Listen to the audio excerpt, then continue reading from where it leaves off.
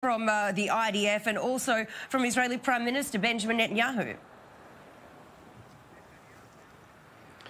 I think we're going to hear very soon something come out of the IDF. Again, if there were no injuries over here, if it was just an empty vehicle that was hit, then by now the IDF would say no casualties, because that's good to say that nothing bad has happened. If something serious has happened, that usually takes a bit longer to come out with the response. And all the Arab media is reporting that there are some people who were injured, that there were people inside this vehicle that was struck. And I believe that we're going to hear very, very shortly a response both from the Prime Minister, Security Cabinet, and also from the IDF about this. Alex, stay with me. We are hearing reactions coming in now from Israeli politicians.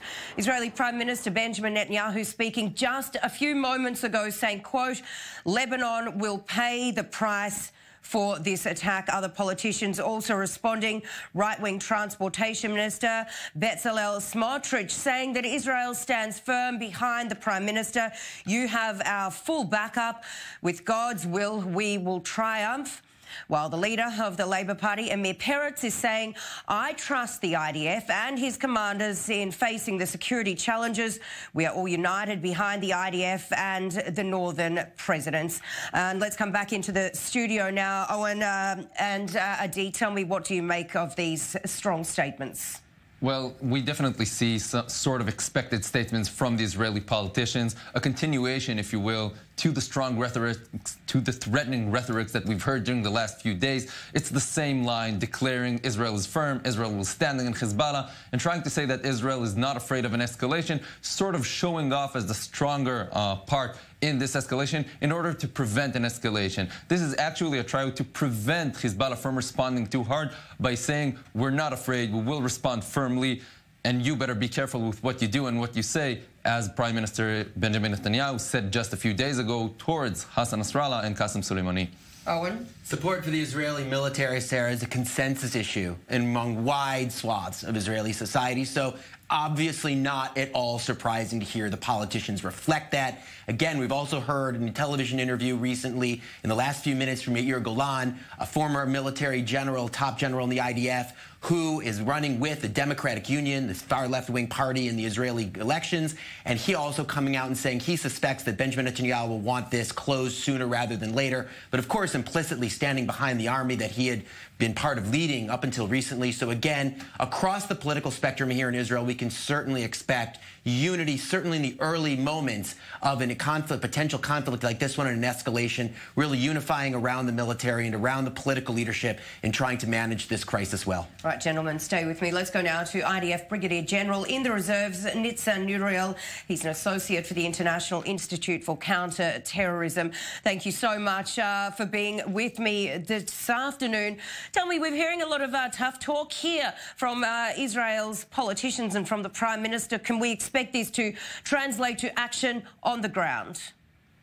We are in the middle of a scenario that was drawn and expected by the Israeli side. The Northern Command was under a very serious alert.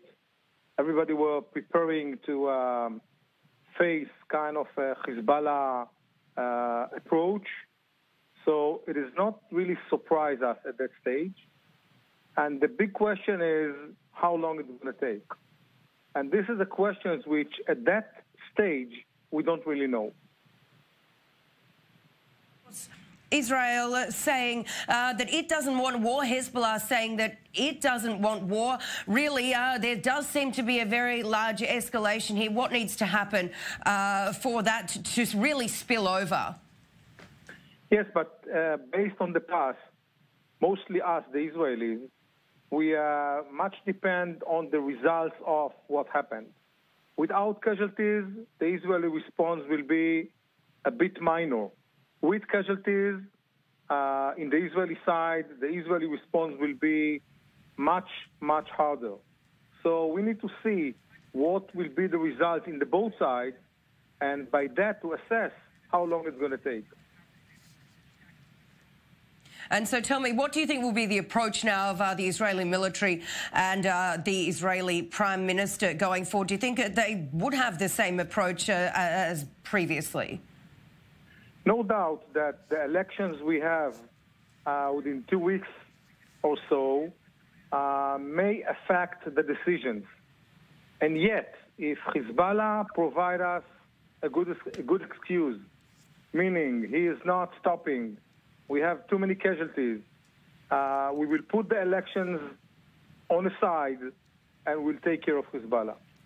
Right, IDF Brigadier General in the Reserves, Nitzan Uriel, really appreciate your time. Thanks for being on with us. Let's now bring in our diplomatic correspondent, Ellie Hockenberg, here in the studio. Ellie, tell me, what are we hearing from Israel's politicians? Well, first of all, Sarah, it's important to know that Prime Minister Benjamin Netanyahu and Defense Minister Benjamin Netanyahu is being constantly updated and briefed on the situation on the ground. This event took place while Netanyahu was meeting with the President of Honduras, currently visiting Israel, but Netanyahu again is in constant communication with all the different entities operating on the ground. Now we're less than 3 weeks away from Election Day, and we've seen an uptick in violence in different arenas in the past couple of weeks. Israel's southern border with the Gaza Strip, in the West Bank with a string of terror attacks, and now a very serious uptick in the tensions on Israel's northern border with Lebanon. We've heard a very harsh rhetoric from Israeli leaders, Israeli politicians. Benjamin Netanyahu, of course, the Prime Minister and Defense Minister, included, vowing that Lebanon will pay a price for its aggression vis-a-vis Israel. And we need to take these events on the ground, Sarah, in the greater context of Israel's efforts to push back Iranian forces attempting to base themselves in both Syria and Lebanon, and this is again all part of the greater effort of Israel to prevent the Iranian aggression from metastasizing in the Middle East. The severity of the Israeli response always relies on the effects on the ground, meaning that as long as there are no casualties, the maneuverability range of the Israeli side is much greater in terms of the capacity and the intensity of a response. And so far that appears to be the case, meaning that Israel has the ability to decide how harsh will the response be in real time. But again, we always need to remember that when talking about the security, the reaction or the comeback is not necessarily at the very same point in time, but we could see a harsher response later on. So far, it appears that the situation, even though unfolding, is somewhat contained on behalf of the Israelis. And Ellie, as you mentioned, the Israeli elections just around the corner, slated for September 17, of course. Right. How much do you expect this sort of conflict to have a role in the elections, and what are the chances that the elections could be pushed back if this continues to grow? Well, Sarah, it is not an unusual scenario to see elections taking place amidst rise in security tensions. In the April elections, or in the weeks leading up to the April elections, it was more focused on Israel's southern border with the Gaza Strip. Back then, we've seen a flare in violence as well. And security definitely plays a major role in Israeli politics. And we'll mention once again, Prime Minister Benjamin Netanyahu is currently also the defense minister. And bear in mind that the main opposition to Netanyahu is a party that consists of 3 ex-generals, 3 former IDF chiefs of staff, the Blue and White Party led by Benny Gantz. So again, security is definitely a main motif in Israeli politics. But the focus now, and I'm starting to get the reactions from Israeli politicians, is all about the IDF and its operations on the ground. We're not seeing any politicians throughout the political spectrum trying to make political capital out of this unfolding event on the ground. But we'll, of course, continue to monitor all the reactions throughout the political spectrum. And I do need to mention, we are seeing live images coming in now from the Al Mayadeen television network. We are seeing smoke billowing out from the hills after a number of what seem to be strikes on the ground there. Ellie, in Israel, they say that events such as these generally strengthen the person who is in power. Do you expect this to play out the same way for Benjamin Netanyahu? Well, you know what, Sarah, Benjamin Netanyahu has been criticized, interestingly enough, from both sides of the political divide for being, quote-unquote, too responsible, meaning that he's usually not inclined to head out to full full-on operations on the ground. He's very careful or measured in his handling of security situations.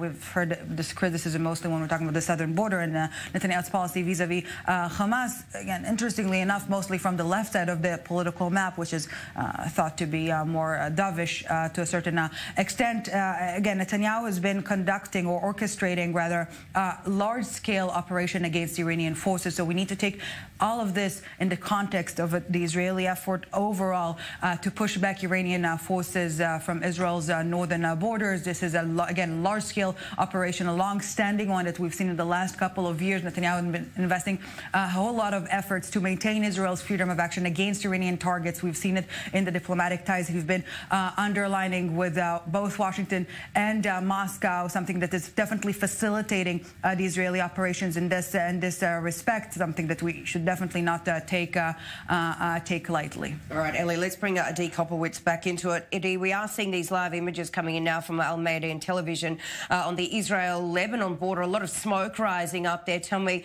what is the very latest update at this hour? Well, also from Al Mayadeen, we can see reports that Hezbollah is allowing the IDF to evacuate injuries. This is very interesting, if true, because this means that Hezbollah wanted to send a message, and yet it doesn't want to escalate. It doesn't take advantage of the situation into a further on escalation. If this is true, this is pretty dramatic. It's a way of dialogue between Hezbollah and Israel. Of course, a very aggressive, very violent dialogue, and yet a message is being passed. If Hezbollah does really allow the Israeli forces to evacuate their injuries, it's a declaration stating very loud, very clear from the Hezbollah side, we do not want an escalation, we do not want war, we've done our part, evacuate your injuries, let's each go back to its own place and keep this calm. And we've also heard Saad Hariri, Prime Minister of Lebanon, asking for an interference from Washington and Paris, trying to calm the situation. Interesting, not taking a position, just wanting to make a calm between the sides and prevent an escalation between Lebanon and Israel. Certainly, Ellie, dramatic pictures we are seeing coming in live from Al Mayadeen television, live from the Israel-Lebanon border. Tell me, what are the plans, if you know any, of Israeli Prime Minister convening a Security Cabinet meeting in the midst of this growing escalation? Well, so far, Sarah, we can say that Prime Minister and Defense Minister Benjamin Netanyahu is being constantly briefed and updated on the about the situation on the ground. The event started when Netanyahu was conducting a meeting with the President of Honduras, currently visiting Jerusalem. But Netanyahu, again, is, of course, being updated throughout the past hour or so, ever since this event started. I can tell you, Sarah, that I'm monitoring the reactions of Israeli politicians. It's not quite often when we see Israeli politicians throughout the spectrum, especially only a short while before Israel will head to elections, September 17th, less than 3 weeks from now, are not voicing any criticism or not voicing any political disagreements, but rather reinforcing the IDF and the security establishment in its effort to restore a calm on Israel's northern border with Lebanon. Netanyahu, again, is being briefed. We do not know yet if there's any intention to convene the Security Cabinet, Sarah. And Adi, tell me, how should we expect Middle Eastern leaders to react to this escalation? We are seeing very dramatic pictures, live pictures coming in now from Israel's northern border there with Lebanon. So it quite depends on who is the Arab leader that we're talking about. If we're talking about the Saudi leadership, for example, we have to remember that this leadership had very close connection to the Lebanese government, but disconnected them and stopped building the Lebanese army because of the close ties between the Lebanese army and Hezbollah. Meaning the Saudis aren't too fond of Hezbollah too. Even though they're both Muslim and Arab, it doesn't mean they are united. Considering the fact that Saudi Arabia is confronting Iran, and that Saudi Arabia, as an example, this implies to several Sunni states, they might not take Hezbollah's side automatically. We might hear very silent, very low condemns of the event, saying that both sides should not infiltrate the other side, something diplomatically just to pay the tax for the population, for the people that they govern on, and be fair to all sides. but I wouldn't expect too much of a hard response from the Arab leaders around the world. And this all, of course, is happening not far from where a number of civilians live, right there on the border, especially on the Israeli side. What can we expect the Israeli Defense Forces to tell them to do? So right now, what the Israeli Defense Forces had told the civilians on the border to do is stay home, be alert, be ready to go into shelters if necessary, and not make any activity outside of buildings, not make any drive, not to go in cars, and stay right where they are, hidden from the Lebanese side, and wait until this evolves and ends. And what about Eli? How can we expect the Israeli opposition to react to this real escalation there on the border? Well, as mentioned earlier in the broadcast, Sarah, the main opponent of Prime Minister Benjamin Netanyahu this time around, similarly to the April election, is the Blue and White Party on the center-left side of the political spectrum that is led by no less than 3 former chiefs of staffs that used to say that altogether they have over 100 years of security experience. So security, as always, is definitely a main motif in Israeli elections, in Israeli politics altogether. But it is important to know that while we're seeing, again, this head-to-head battle between Netanyahu and the Blue and White Party, we haven't heard any substantial alternative to Netanyahu's policy, let it be vis-a-vis Hamas in the Gaza Strip, the Palestinian Authority in the West Bank, or rather the terror elements that are operating there. No one we're talking about the Iranian activity on Israel's northern border. And once again, I would like to bring things into context. Benjamin Netanyahu and the Israeli security establishment as a whole has been conducting a whole lot of efforts, or rather a large-scale operation against Iranian forces trying to base themselves here in the Middle East, let it be in Lebanon or in Syria, and also triggering their proxy organizations in Israel's other borders. Hamas in the Gaza Strip, or the Islamic Jihad, rather, is a perfect example for that. So every uptick in violence that we're seeing underground, we need to take back to the Iranian aggression and the Iranian attempts to establish their military force here in the region, Sarah. And going back to Israeli politics, we do not hear any criticism on Netanyahu's policy in this respect. Again, a massive effort to push back Iranian forces on Israel's different borders. Eli Adi, stay with me. Let's go now live to the border, to the Israel-Lebanon border, to our correspondent Alec Pollard, who is on the ground. Alec, we are seeing very dramatic live images coming in here. We are watching them from the studio. Tell me, what are you hearing from there on the ground?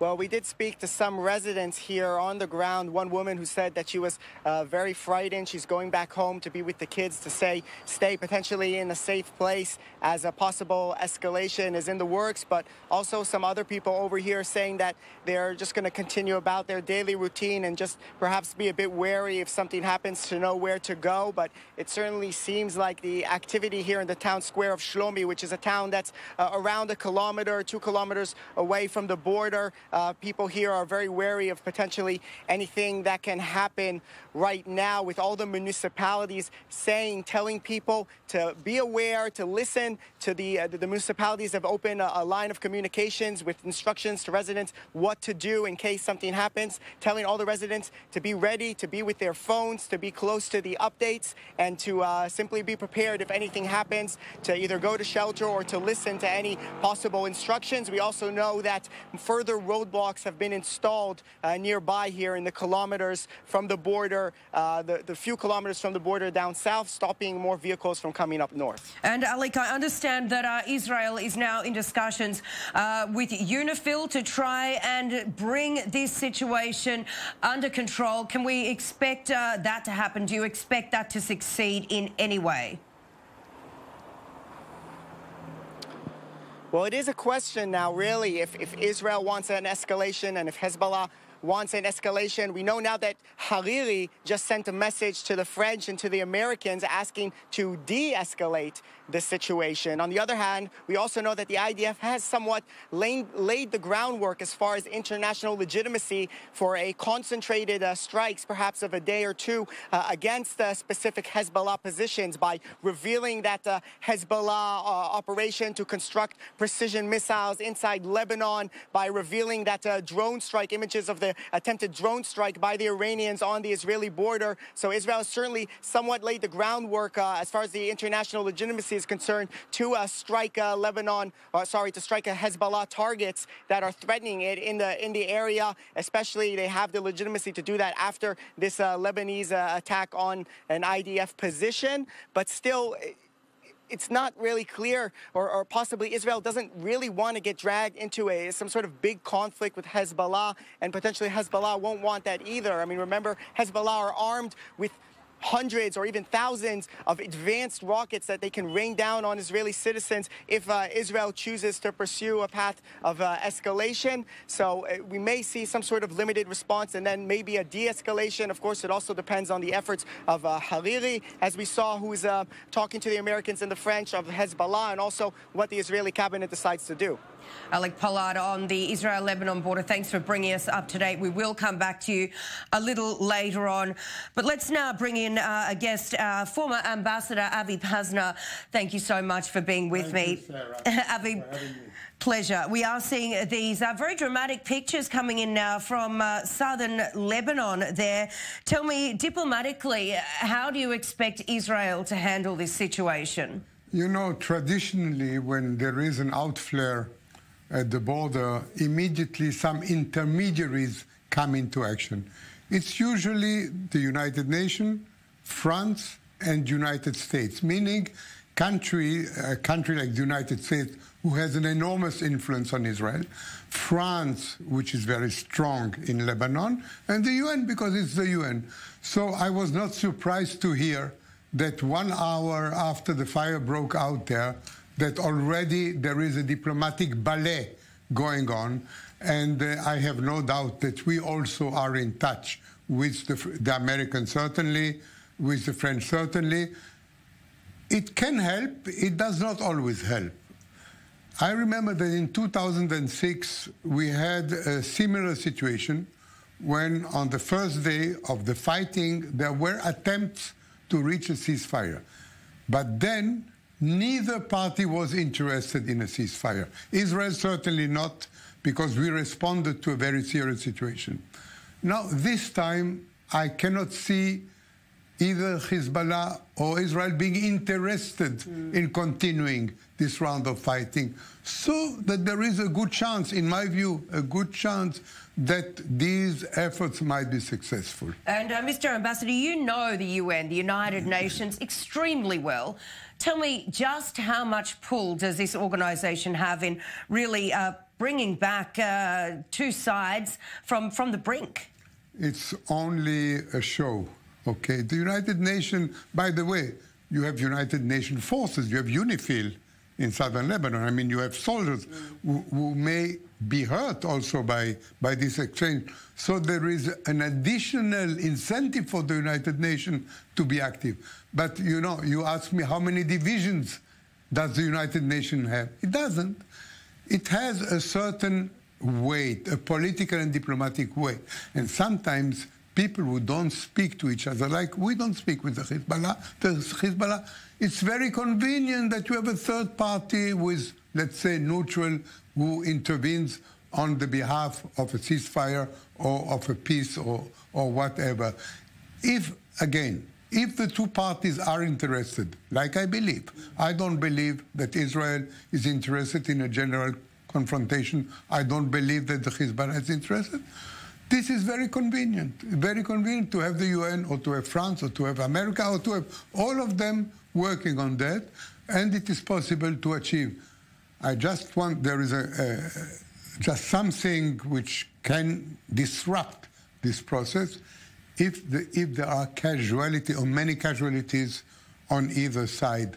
That can disrupt such an effort to get a ceasefire. Certainly. And you know Israeli Prime Minister Benjamin Netanyahu very well. What do you expect to be his game plan going on from here? You know, Netanyahu is a cautious politician and a cautious strategist. I mean, I think he is content with showing that he's strong, that Israel did something in the Dahya was very important in order to thwart this threat of precise missiles. It's an Israeli achievement. If things do not get out of hand on the border today, now or in a few hours from now, I think Netanyahu has scored a very good point, has alerted public opinion in the world to the fact that in the Dahya in Beirut, they are building precise missiles to hit Israel, that Israel knows that and that Israel has taken action. There was some kind of reaction of the Hezbollah, hopefully without casualties. He scores a point. It's obvious he scores a point. Netanyahu will not drag the country into a conflict where you know how you get in and you don't know how you get out. This is my point of view. And if he can have a ceasefire now, in these conditions, he has scored a big point. And how do you see other world powers perhaps intervening and trying to bring this conflict down in the coming hours, days? I can also think about other powers trying to bring it up. For example, Iran. For example, I do not know what is the Iranian game in all this. I don't know whether they are interested. I don't think that they are interested. They either, because they are not prepared. Their weakness has been proved in the latest clashes with Israel. We always have the upper hands. They are not ready. There are few Iranians. They are not ready. Though I do not think, but again, I cannot guess what is in Iran's mind. I believe that the Russians are not interested in a big conflict. They have their own problems in Syria. I think they are interested to see the situation in Lebanon quiet.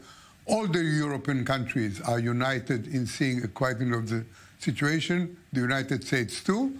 Again, if we can terminate this round of fighting without too much casualties or damage on either side, we can achieve, in my view, we can achieve a ceasefire. Mr. Ambassador, stay with me. We'll bring in our Middle East correspondent, Adi Kopowitz again. Adi, we are seeing live images coming in now from the border. Tell me, what is the very latest you are hearing from the ground?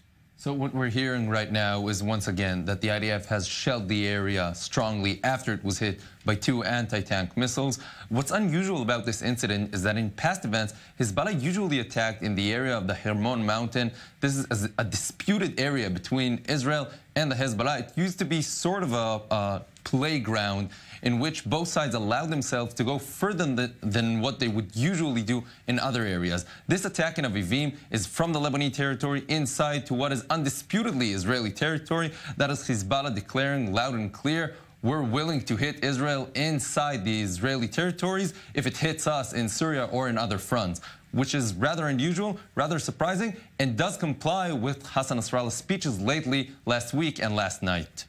Can I also add something that we were very ready on there in this Shaba Farms or the Hardov area on the slopes of the Hermon, very ready because last time this is where they hit. So they may have chosen a softer point in the Israeli defenses. Avivim, by the way, I just want to remind both of you, I think you are too young to remember, but in the 70s, there was a terrible, terrible attack against the school bus of the children of Avivim, and 20 children were killed, not by the Lebanese, by the PLO, who was then in southern Lebanon. So Avivim resounds in Israel like a traumatic place, and the Hezbollah knows that. Maybe that also may have been one of the reasons why they chose Avivim. And, gentlemen, we are hearing now that no cabinet members are allowed to respond to this. But, of course, there are 3 chief of staffs or former chief of staffs in Israel's opposition. What can we expect to hear from that? You know, in times of crisis, first of all, everybody aligns itself with Israel.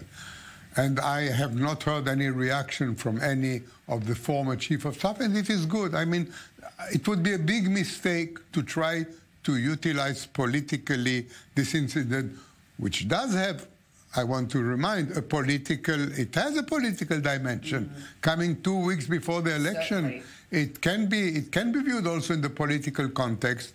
A successful outcome of that is a point for Netanyahu. And it is very difficult for an ex-chief of staff to attack a decision by the prime minister regarding the security and the survival of Israel. So they are doing very well that they are not speaking.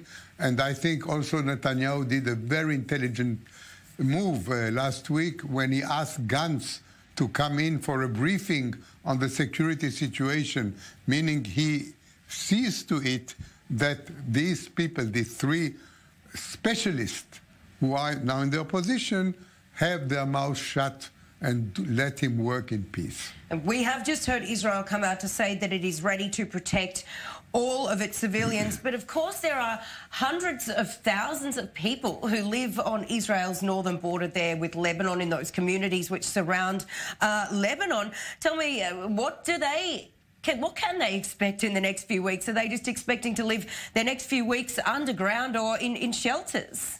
We might see civilians in the north spending some time in shelters, and yet usually when the IDF gives out announcements or warnings for civilians to go in shelters, it's based on concrete intelligence and knowing for a fact that an escalation is expected and the rockets are expected to be shot. Is this what we're expecting right now? It's still hard to say, and yet seeing a full-on escalation on the northern border, including thousands of rockets flying into Israel, is not where we're standing right now. It does need to escalate several more steps until that happens, and we've seen in past events that as soon as the event was contained, civilians were instructed to go back to their everyday life, to do their routine, and not stay in shelters. So it's hard to believe, unless this escalates into a full-on war during the next few hours, that the locals at the north would be requested to stay in shelters for several weeks now. Gentlemen, stay with me. We're going to go now to our correspondent, Alec Pollard, who is standing by on the Israel-Lebanon border. Alec, you've been there for most of the afternoon since this escalation really started unfolding. Tell me, what is the very latest there on the ground now? Yes, well, we know that the IDF has given instructions to two towns here in the area, Dovev and Avivim, for vehicles not to enter and exit. Also, the municipality is giving instructions to residents to be careful, to listen to the media, to listen to what the municipalities are saying as far as staying safe, potentially staying near shelter. But I've spoken to some of the residents over here in the town of Shlomi, which is one of the towns that actually vehicles are still coming in and out of. And people here are saying that actually they're not too frightened by this and somewhat going about their daily lives. I have with me here Avnel, who's been a resident of Shlomi his entire life. Avnel, can you tell me what exactly people over here are saying, and what are you feeling in these moments of a serious escalation on the Lebanese border? I can tell you, we are here living about 7,000 people. We are get used to sometimes there is a problem with the Hezbollah. We are not afraid. You can see up to the mountain here, the border is very close. We are staying here. We are continue to live as usual. We are not afraid, and we're going to stay here forever. And if this does develop into a serious exchange, meaning Israel decides to strike Hezbollah targets, if Hezbollah tries to rain down rockets as they did in the second Lebanese war, how much do you think something like that would disrupt your daily routine? Do you think people over here would be able to continue with their daily routine, stay up north and not go down south as they did back then 13 years ago? We are very strong. We trust our army.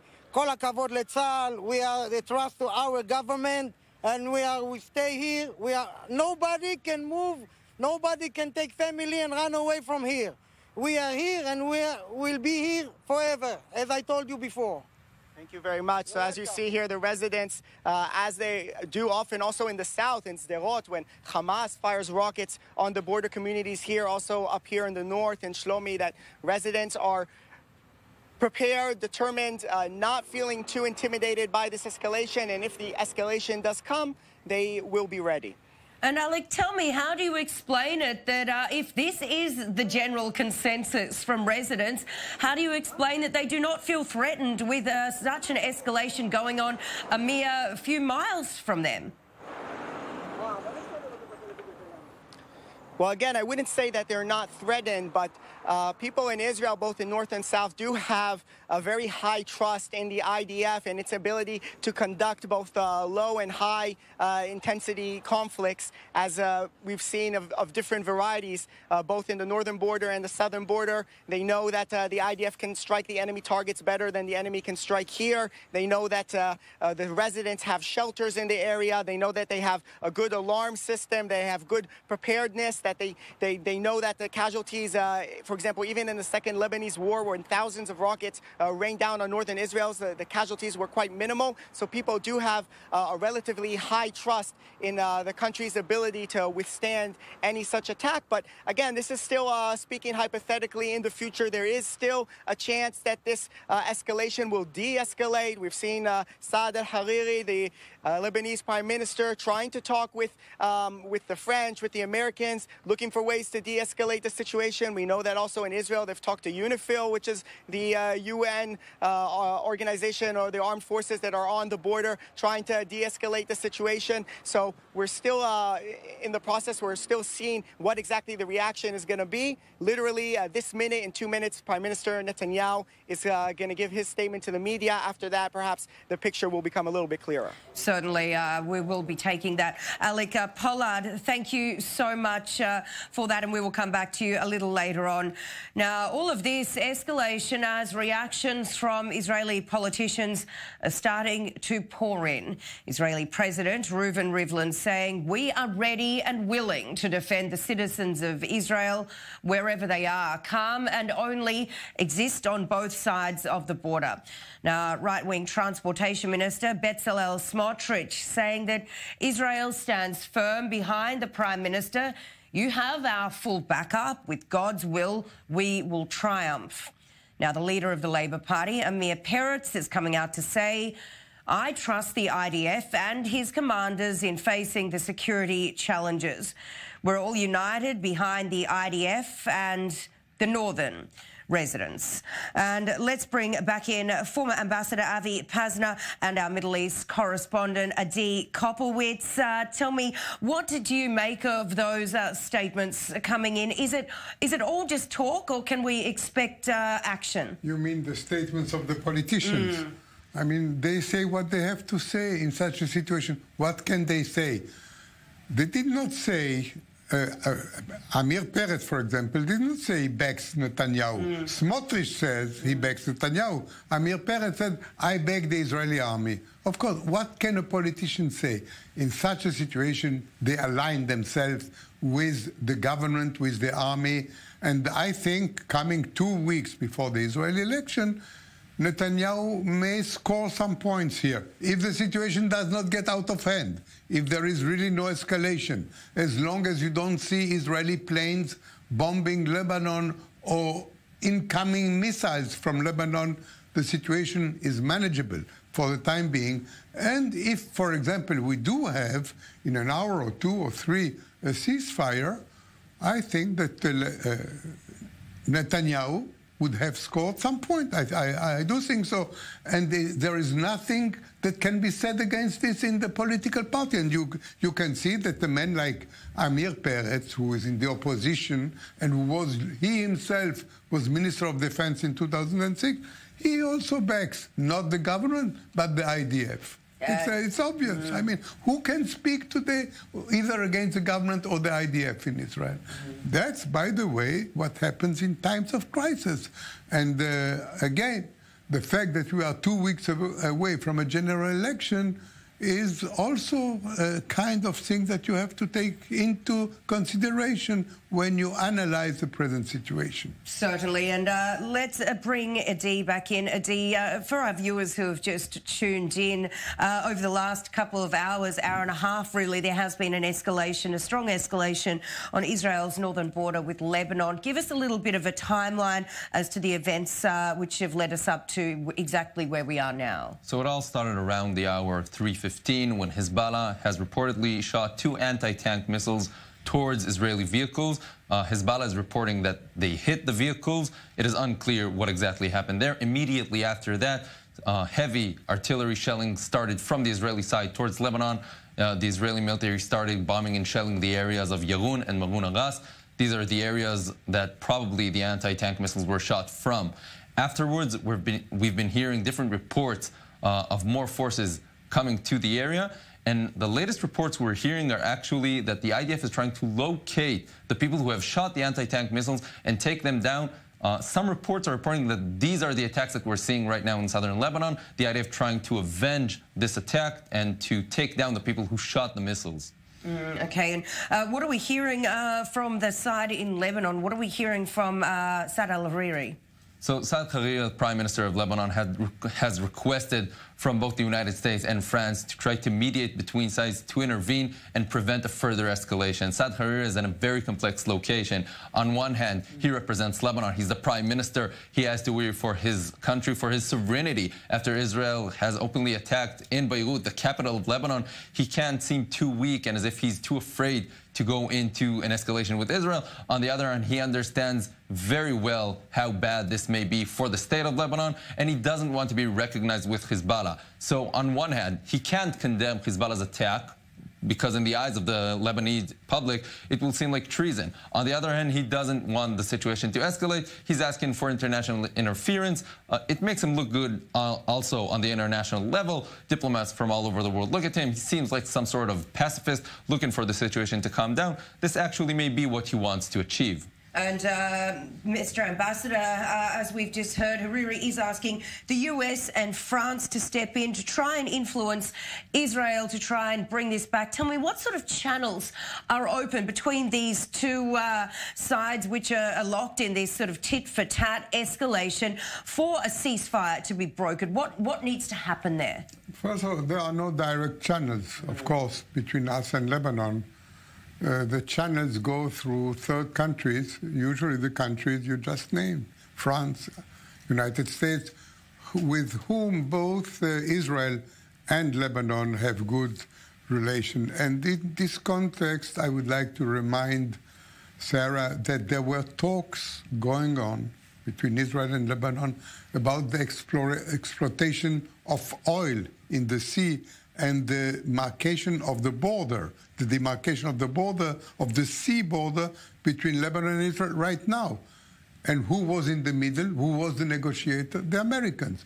So that in no time can Hariri take his phone, call in the American, not call in, tell him, Mr. Ambassador, why don't you tell Washington to intervene with the Israeli so they cease fire?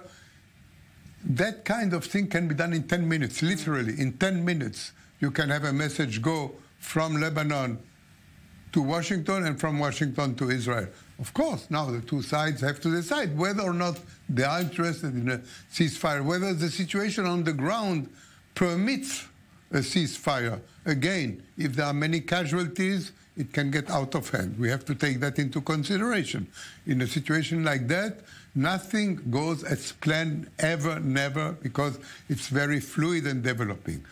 But technically, there's absolutely no problem within minutes to get in touch with the two sides, even though they do not talk directly. The same with France.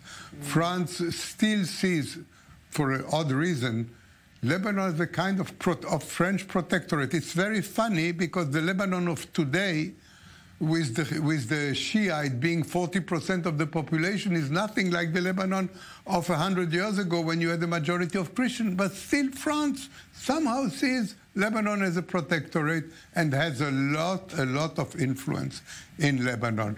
So we have intermediaries. We have good relation with both of them. If both parties do want a ceasefire, I have no doubt that it can be achieved.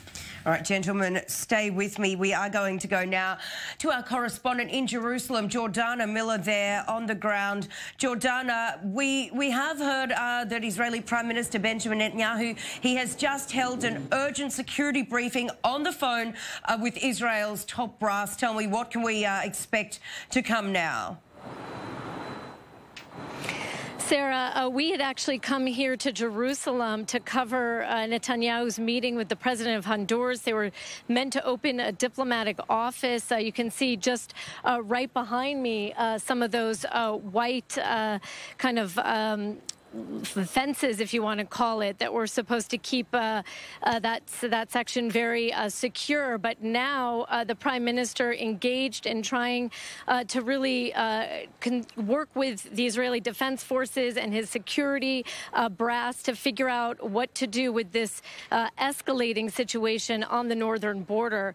We can expect shortly some kind of statement from the Israeli Prime Minister, but we should say that just this morning, morning, he was at a school answering questions from students the first day of the year, and they asked him about the security situation, and he had a very strong line, which we can assume we will only hear him repeat, and that was that Israel is working diligently to keep its borders safe, whether that's the north, whether that's the south, that it is acting proactively, and he said that Israel has its eyes and ears everywhere, including, he mentioned specifically, Iraq. And so we can expect the Prime Minister to come out with a very forceful statement here. We're still waiting to hear from the Israeli side what exactly happened. The reports from Lebanon and Hezbollah, if they are to believed, do not bode well. They are claiming they hit some kind of Israeli armed vehicle and injured or killed the soldiers inside that. That is information we simply can't confirm right now. But there are also reports that after those few reprisal strikes by the Israeli army in Lebanese villages, those have now, there's been a respite. They have stopped for a while. We can imagine that both sides are trying to de-escalate this situation. We are just a little more than 2 weeks away from an Israeli election, and the last thing this Prime Minister wants is a war on the northern border. And Sarah? Jordana, like you just said, we are heading toward the Israeli elections, and where you are standing in Jerusalem, that city has really seen an uptick of violence over the last few weeks with a number of stabbing attacks, terror attacks there. And of course, there's this continued tension on Israel's southern border, the border with Gaza, and the threat of Hamas, which we are seeing on a weekly basis, really, with now this tension spreading to the north. So with just 2 weeks to go until Israel's next round of elections, how do you see this playing out politically for Israeli Prime Minister Netanyahu? Well, Sarah, I think that's why this makes this situation particularly sensitive for the Israeli Prime Minister. Remember, the northern border is really where he has been shining as a beacon of security for Israel. He has been incredibly aggressive along that border over the last 2 years, hitting Syria to try to push back Iran. He's been aggressive in just the last few weeks, we believe, hitting inside Iraq, at least according to the Pentagon, the U.S. Defense Ministry, and just last weekend hitting inside Lebanon twice. And that is the source of what is happening today. Hezbollah had threatened for days to take revenge for those 2 strikes, one that reportedly might have hit some kind of missile factory, which of course Hezbollah denied, but they have been vowing to take revenge because, remember, one of the strikes last weekend during the G7 hit in Syria and killed 2 senior Hezbollah commanders, aside from the hits, the strikes inside Lebanon. So Hezbollah had vowed to take revenge. They had said they would do it in a manner that would not drag the region into war. But the question right now, Sarah, and it is a serious question, whether if some of those Israeli soldiers were actually killed, what will happen next? Sarah? Jordana Miller in Jerusalem, really appreciate the update there. Let's go now to Brigadier General Michael Herzog, who is a former Chief of Staff with the Israeli Ministry of Defense. Thank you so much, Brigadier General, for coming on. We are hearing now reports coming out of Lebanon that the Israeli Defense Forces has ceased striking in Lebanon. Tell me, how surprising is this? Well, it's not surprising. Hezbollah's response was expected. They threatened that they will respond to Israel, and they did so.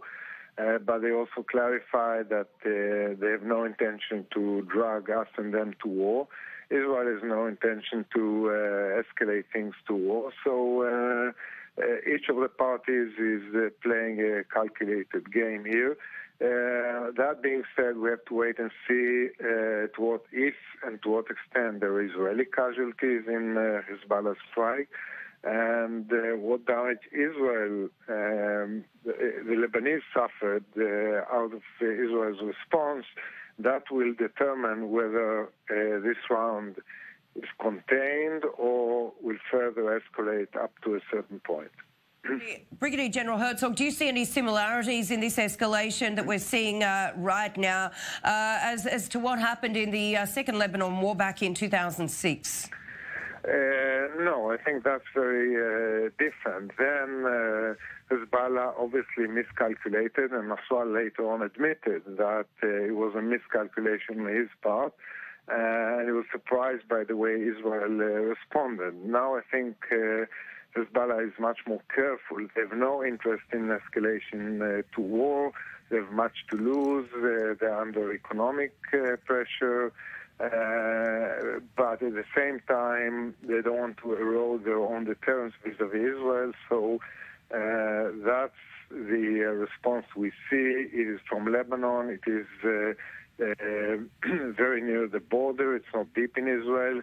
It's focused on military targets, not on civilian targets. I think it's very well calculated to the point of responding forcefully, but without dragging us into escalation.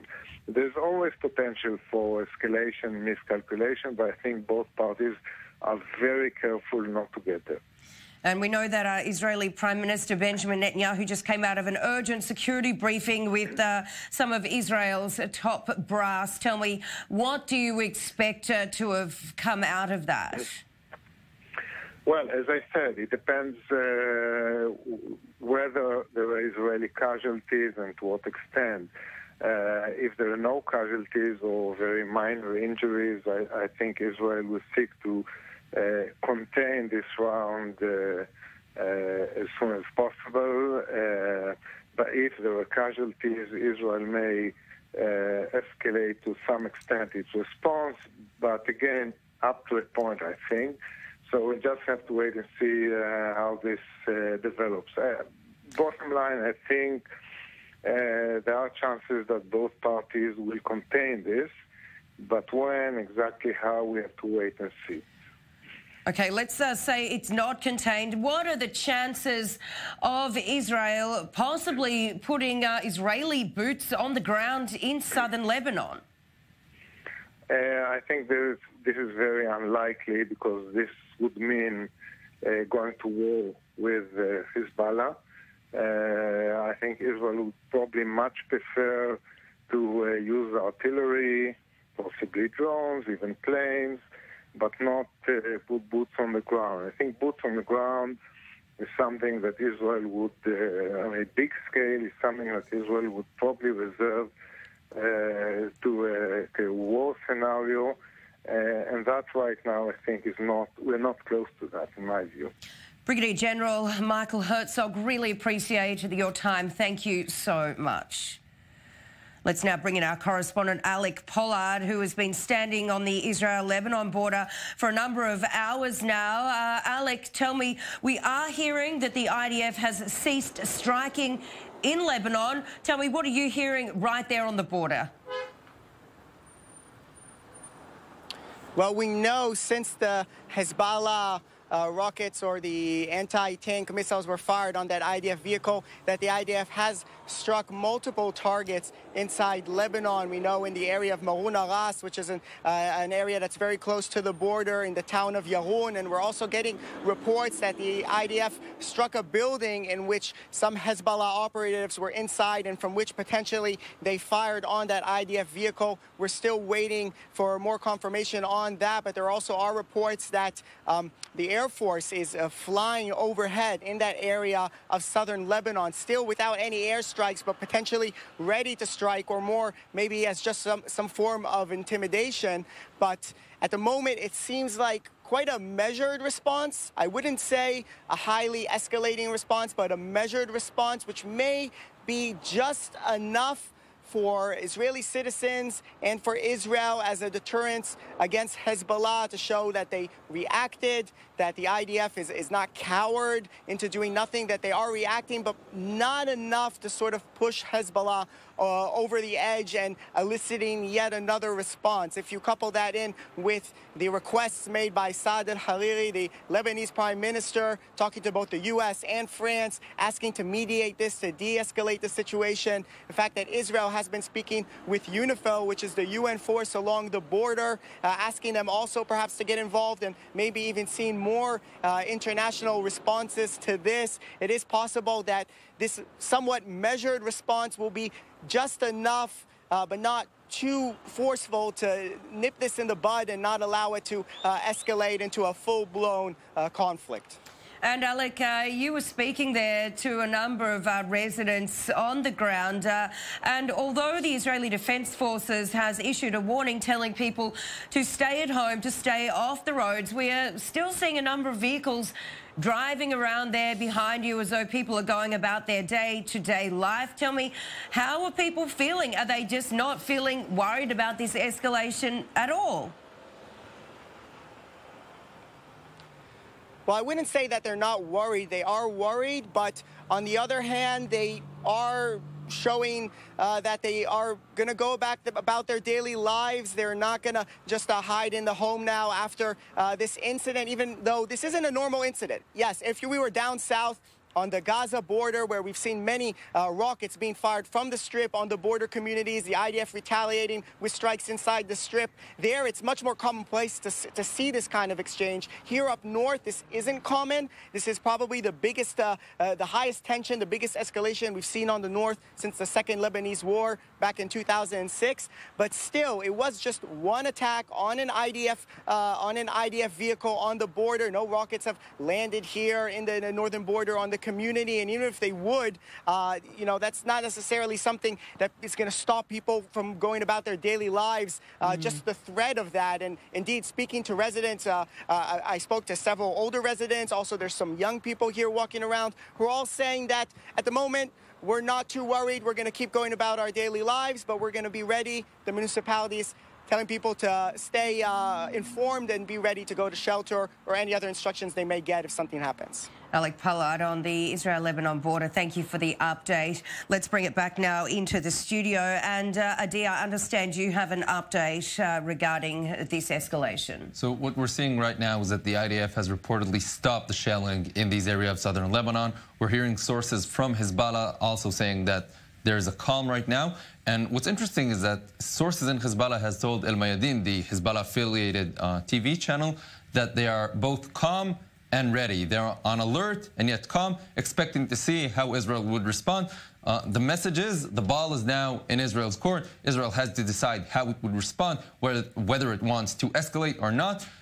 It's some sort of a hint that Hezbollah are willing to contain, meaning if Israel doesn't respond from now on, we will contain this event. Now, whether Israel will respond or not depends on the matter of casualties, if there were any, how many, and the decision of the Israeli Prime Minister Benjamin Netanyahu. And Mr. Ambassador, as Adi said, there really is a sense of calm now after the last few minutes from what we saw, say, an hour and a half, 2 hours ago. Do you expect this to hold, or do you expect that there may be another incident which could just light it all up again? I hope it will hold, but you never know. I mean, it's only a few minutes that there was no shelling. I translated it into a ceasefire at 6 p.m., which usually when you apply a ceasefire, it is usually around a time, a precise time, like 6 o'clock, 8 o'clock. So I hope it will hold. You never know. You never know. In 2006, we had a similar plea from the Lebanese for a ceasefire, but then Israel was not interested in the ceasefire. Olmert was not interested because he wanted to launch a campaign against the Hezbollah. I mean, that's okay from his point of view. Here, if there is calm and if it holds, let's say 24 hours, I think that the main threat of escalation would be avoided. But such a ceasefire can collapse at any moment. And I think the IDF has to be very much on the alert during the next 24 or 48 hours, and not to lower our guards, and to be prepared for every eventuality. For the time being, let's say 20 minutes already, apparently we do have a ceasefire.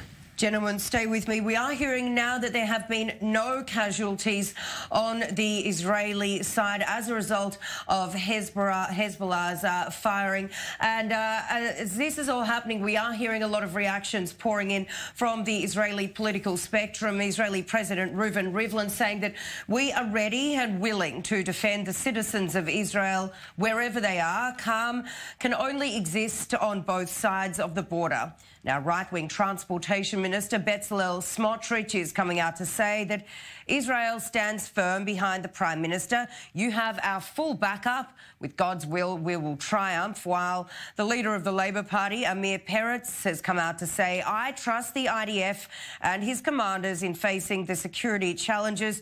We are all united behind the IDF and the northern residents. And Mr. Ambassador, finally, just tell me, we are only a few minutes away from wrapping up this broadcast, but just let's just say a war does in fact break out. Do you expect Israel's opposition to stand with Netanyahu or go the other way? If, God forbid, a war breaks out, it would be a general war, because Israel has said that this time, if a war breaks out, it is Lebanon as a state, as a country, with all its infrastructure, with all its economy, with everything that is going to be a target. And in that kind of situation, you cannot have opposition and government. The country has to unite. And I just would like to remind you that in 1973, when the Yom Kippur War broke out, we were 3 weeks before a general election, which had to be postponed. And then everybody was united until this war was won. So I have no doubt that if there is military action, that there will be no real opposition to it in Israel. All right. Thank you so much, Mr. Ambassador Avi Pazner, for being in the studio with me. And just before we go, Adi, I will get you just for our viewers to give just a short timeline of the events that have led up to this breaking news edition. Well, earlier today, at the hour 3:15, 2 anti-tank Kornet missiles were shot by Hezbollah towards Israeli military vehicles. Hezbollah has declared that the vehicles were hit. The IDF immediately responded with heavy shelling of the area. It was later on reported that there are no casualties by the IDF spokesperson, and that the IDF has tried to attack the Hezbollah men who have launched these missiles. Hezbollah sources have said that right now there is a calm, they are alerted, and they are waiting for Israel's response. All right, gentlemen, thank you so much for being here in the studio and for your wonderful analysis and bringing us all up to date. Really appreciate it. And we are keeping you updated on this developing situation on Israel's northern front as tensions with Hezbollah and Israel continue to grow. But that is all we have time for this breaking news edition. I'm Sarah Coates. Thanks for watching.